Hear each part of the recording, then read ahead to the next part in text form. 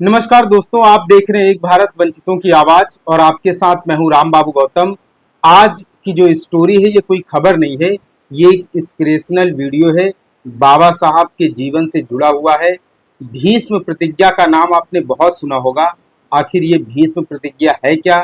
Doctor Ambedkar का नाम पहले लिया जाता था।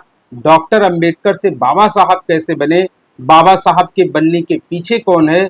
बाबा साहब को उनके जीवन में इतनी ऊर्जा, इतनी जो है काम करने की जो उनके उनके अंदर जो ऊर्जा आई वो कहाँ से आई? बाबा साहब को प्रेरणा कहाँ से मिली? बाबा साहब के मन में इतना ज्यादा आखिर जो गुस्सा था, क्रोध था व्यवस्था और सिस्टम को लेकर के, उस गुस्से और क्रोध को बाबा साहब ने कैसे सही दिशा में मोड़ा? तो इन सारी चीजों को लेकर के आज मैं ये जो वीडियो बना रहा हूँ आपके सामने लेकर के आया हूँ। आपने बाबा साहब की भीष्म प्रतिज्ञा का नाम सुना होगा, लेकिन बाबा साहब ने भीष्म प्रतिज्ञा कब ली थी, किस समय ली थी, कहां पर ली थी, कितने साल के वो थे, उस समय क्या कर रहे थे? इन्हीं सारी चीजों को लेकर के आज मैं आपके बीच में आया हूं ये वीडियो लेकर के। और बाबा साहब की भीष्म प्रतिज्ञा के बारे में आज मैं आपको विस्तार से बताऊंगा। दरअसल ये कहानी शुरू होती है 1913 के शुरुआती दौर से। महाराजा गायकवाड़, जो कि गुजरात के बड़ौदा के नरेश थे, महाराजा थे सयाजी गायकवाड़, वो 1913 के शुरुआती दिनों में मुंबई आते हैं, महाराष्ट्र आते हैं और वो एक घोषणा करते हैं कि वो जो है कुछ भारत के कुछ होनहार बच्चों को विदेश में पढ़ाई के लिए भेजना चाहते हैं।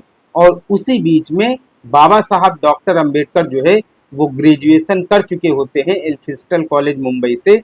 तो जब बाबा साहब डॉक्टर अंबेडकर को महाराजा गायकवाड़ की इस घोषणा के बारे में पता चलता है, तो उन्होंने बड़ौदा सरकार के शिक्षा विभाग को एक पत्र लिख करके भेजा, आवेदन लिख के भेजा। और उसके बाद डॉक्टर अंबेडकर का इंटरव्यू हुआ, साक्षात्कार हुआ बड़ौदा महाराज के साथ, गायकवाड़ के साथ, गायकवाड़ जी के साथ। और उसके बाद बाबा साहब डॉक्टर अंबेडकर का जो है वो विदेश सेवा, विदेश में जो शिक्षा के लिए जो है वो चयन हो जाता है। और डॉक्टर अंबेडकर जो है विदेश में अमेरिका में कोलंबिया यूनिवर्सिटी में पढ़ने के लिए जाते हैं। और जून 1913 से लेकर के 15 जून 1913 से लेकर के 14 जून 1916 तक के लिए एग्रीमेंट होता है। बाबा साहब डॉक्टर अंबेडकर एग्रीमेंट लिख के देते हैं कि वो विदेश में किसी भी आंदोलन, धरना प्रदर्शन या फिर ईस्ट इंडिया कंपनी के खिलाफ जो प्रोटेस्ट चल रही थी उसमें वो हिस्सा नहीं लेंगे। और इसके अलावा बाबा साहब डॉक्टर अंबेडकर अपना पूरा समय जो है वो शिक्षा अध्ययन में, पढ़ाई में लगाएंगे। और जब वो वहां से लौट करके आएंगे तो 10 साल के लिए बड़ौदा सरकार में उनको नौकरी करनी पड़ेगी। तो ये सब एग्रीमेंट था। बाबा साहब ने इस एग्रीमेंट को साइन किया और विदेश में जाते हैं, अमेरिका में कोलंबिया यूनिवर्सिटी में दाखिला लेते हैं। और कोलंबिया यूनिवर्सिटी में अपनी जब पढ़ाई पूरी कर करके वो यहाँ भारत में आते हैं, तो उसके बाद जो है, चूंकि उनका एग्रीमेंट होता है बड़ौदा सरकार के साथ, 10 साल अनुबंध होता है उनका सेवा करने के लिए, बड़ौदा सरकार में सेवाएं देने के लिए। इसलिए 1916 में जब वो विदेश से अमेरिका की कोलंबिया यूनिवर्सिटी से पढ़ाई पूरी करके भारत लौट कर आते हैं, तो अपने एग्रीमेंट के अनुसार 1917 में वो गुजरात में जाते हैं, बड़ौदा सरकार में जाते हैं। और वहां पर उनको बड़ौदा सरकार में स्टेट मिलिट्री में स्टेट सेक्रेटरी के पद पर उनको जो है वो तैनाती मिलती है। तो ये अपने आप में स्टेट गवर्नमेंट का बहुत बड़ा पद था। और बाबा साहब डॉक्टर अंबेडकर जो है वो वहाँ काम करना शुरू करते हैं। लेकिन कहते हैं कि बड़ौदा, कहा बाबा साहब डॉक्टर अंबेडकर ने खुद अपनी बायोग्राफी में कई जगह इसका जिक्र किया है कि बड़ौदा के जो अनुभव थे वो इतने कटु अनुभव थे कि बाबा साहब ने शायद ही अपने जीवन में इतने कटु अनुभव कहीं झेले होंगे। अस्पृश्यता, छुआछूत, जाति उत्पीड़न का बड़ौदा में जो उनको सामना करना पड़ा, और खासकर तब जब वो विदेश से पढ़ करके आ चुके थे।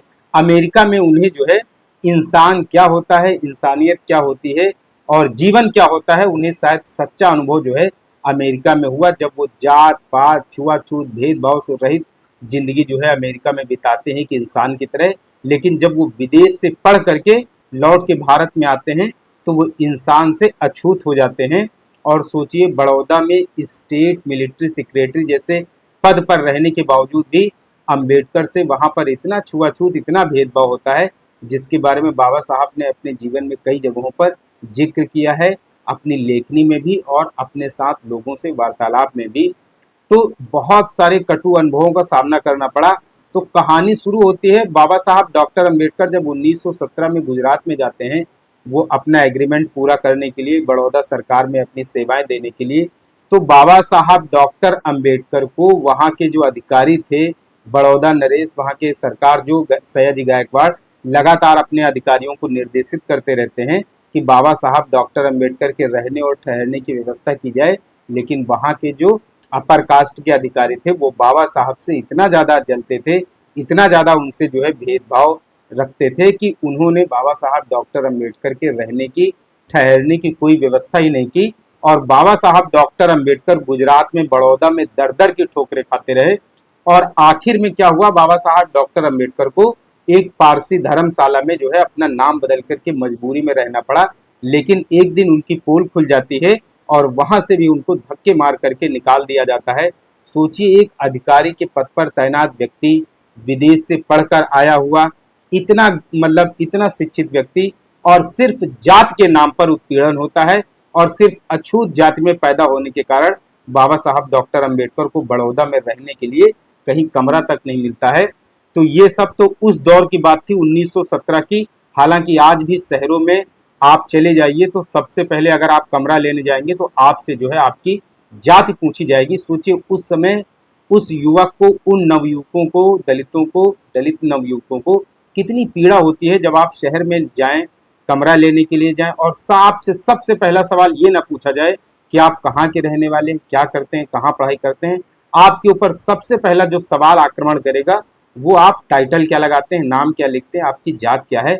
और अगर आप कहीं अछूत जात के हुए तो फिर कमरा मिलना मुश्किल है। अगर सजाती कोई हुआ तो भले ही कमरा मिल जाए, अन्यथा बहुत सारी दुश्वारियों का सामना करना पड़ता है।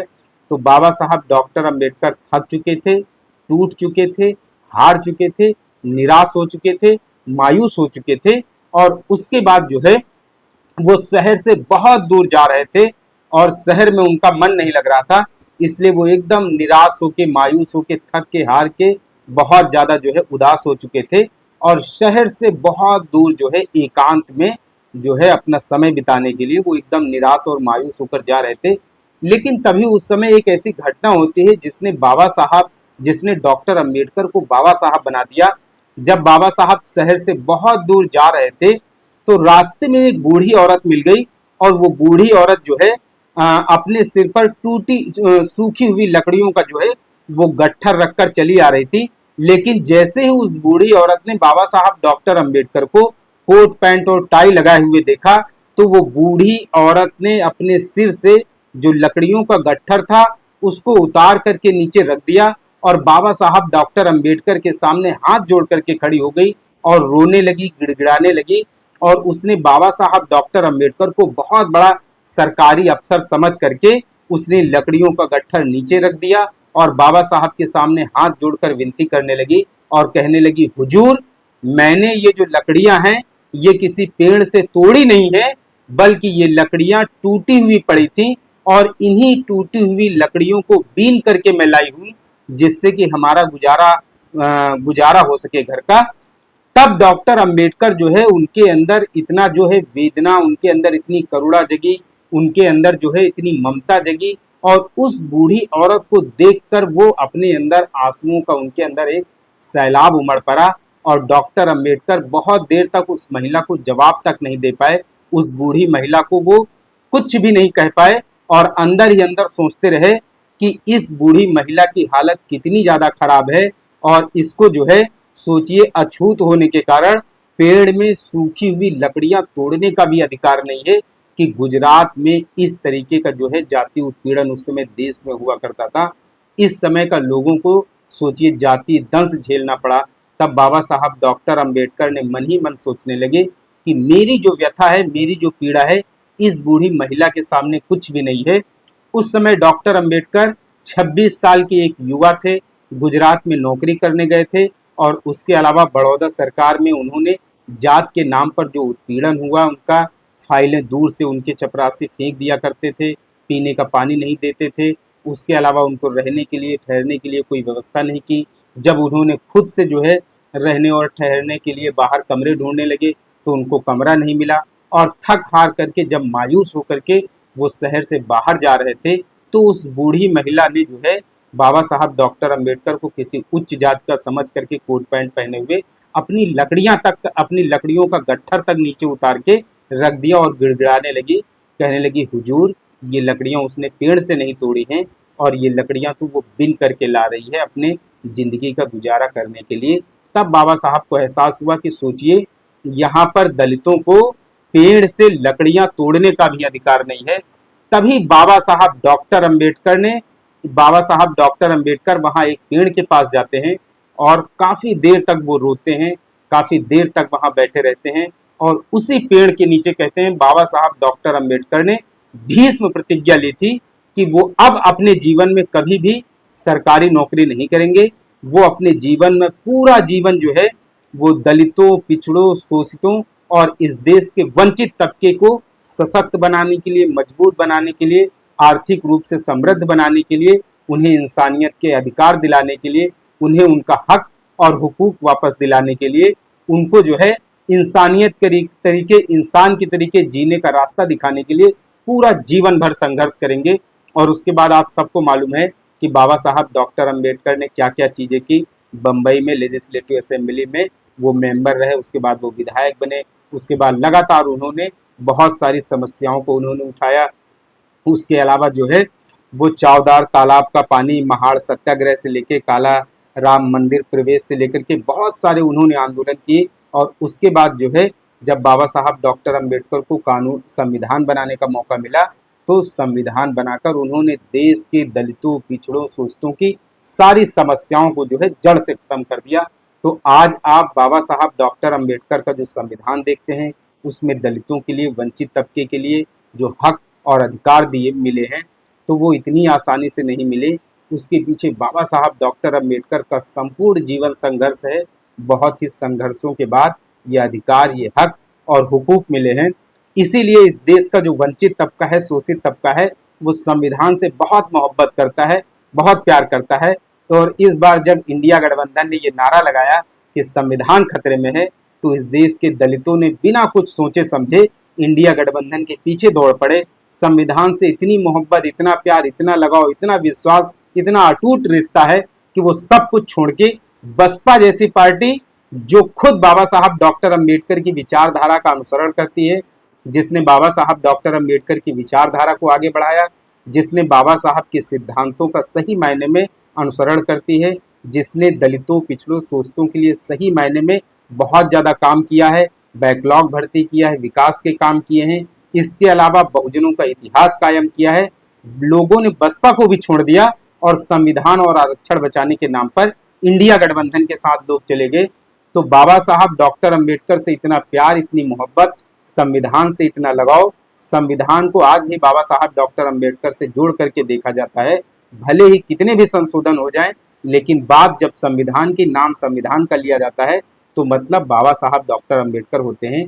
इसीलिए संविधान की बात होते ही लोग जो है वहां पर खड़े हो जाते हैं, जो संविधान की रक्षा की बात करता है। तो संविधान के नाम पर सियासत भी हो रही है। आपने देखा किस तरीके से संसद में शपथ ग्रहण के दौरान कई सारे सांसदों ने जय भीम, जय भारत के नारे लगाए, लेकिन सिर्फ नारे लगाने से, संविधान का नाम लेने से कुछ नहीं होने वाला है। आपको इस देश के शोषित वर्गों के लिए काम करना पड़ेगा। संविधान में पहले से बहुत सारे नियम और कानून हैं। आप दलितों, शोषितों, पीड़ितों के लिए आवाज उठाइए। संविधान में पहले से जो उनको अधिकार दिए गए हैं, उन अधिकारों को सही मायने में पालन करवाइए। उनका जो है ग्राउंड लेवल पर लोगों को उन अधिकारों का जो है वो लाभ मिल सके, उसके लिए संघर्ष करना पड़ेगा। तो फिलहाल ये बाबा साहब डॉक्टर अंबेडकर की भीष्म प्रतिज्ञा थी, जो उन्होंने 1917 में गुजरात के बड़ौदा में ली थी, जब वो वहां पर गुजरात के बड़ौदा में अपना 10 साल का एग्रीमेंट पूरा करने गए थे। हालांकि जब बाबा साहब डॉक्टर अंबेडकर को कहीं रहने के लिए कोई घर नहीं मिला और रहने के लिए कोई व्यवस्था नहीं हो पाई, और उनके साथ वहां पर जात के नाम पर तरह तरह का उत्पीड़न हो रहा था, तब बाबा साहब डॉक्टर अंबेडकर ने सोचा कि इतने बड़े अधिकारी होने के बावजूद भी जब जात के नाम पर उनका इतना उत्पीड़न हो रहा है और दलितों की इतनी बुरी हालत है, तो उसके बाद उस महिला से मुकाबला, सामना होने के बाद बाबा साहब डॉक्टर अंबेडकर ने भीष्म प्रतिज्ञा ली। और उस भीष्म प्रतिज्ञा के बाद दलितों और शोषितों के लिए बाबा साहब डॉक्टर अंबेडकर ने पूरा जीवन समर्पित कर दिया। और आज उन्हीं के संघर्षों का नतीजा है कि जो भी चीज़ें आप देखते हैं आज हम और आप खुली हवा में सांस ले रहे हैं। दलितों ने इतनी जो तरक्की हासिल की है, आज दलित भी मुख्य धारा में अपना जीवन जी रहे हैं। जो भी चीज़ें आज मिली हैं वो सब बाबा साहब डॉक्टर अंबेडकर के संघर्षों का नतीजा है। तो ये स्टोरी एनालिसिस आपको कैसी लगी कमेंट करके जरूर बताएं। आपसे अपील है एक भारत को शेयर और सब्सक्राइब जरूर करते रहें, जिससे कि शोषितों, पीड़ितों, वंचितों और मजलूमों की आवाज को सत्ता तक पहुंचाया जा सके। जय भीम, जय भारत, धन्यवाद।